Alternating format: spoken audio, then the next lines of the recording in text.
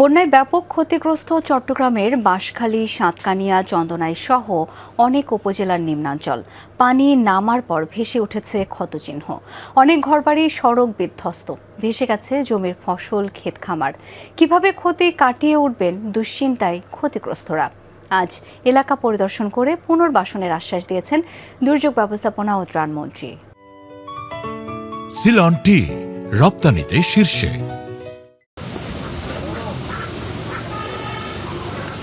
বাঁশখালীর বাহারছড়ায় অনেক ঘরের ভেতর থেকে পানি নেমে গেলেও উঠান এখনো প্লাবিত। দুর্বিষহ দিন কাটছে ক্ষতিগ্রস্তদের।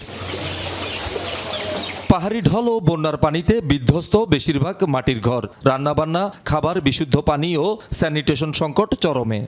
বিল্ডিং লাতিয়ে থাকে দিন হইলে এটা বসে থাকে কে মুড়ি দে, দুইটা খেলা দে, এই কে বিস্কুট পাখি টানি দে।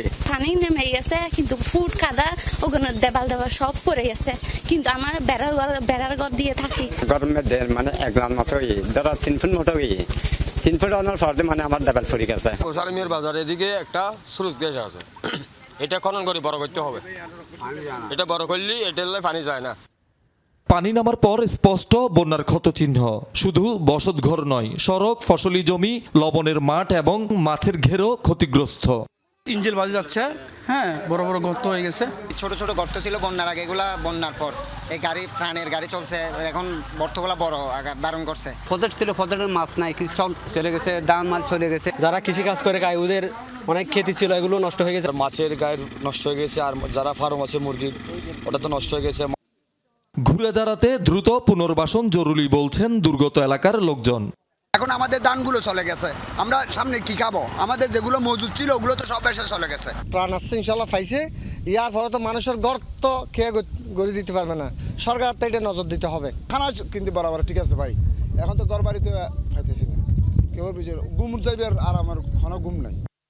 দুপুরে বাঁশখালীর খানখানাবাদে খাল খনন ও ত্রাণ বিতরণ কর্মসূচিতে অংশ নিয়ে এ বিষয়ে আশ্বাস দেন দুর্যোগ ব্যবস্থাপনা ও ত্রাণমন্ত্রী।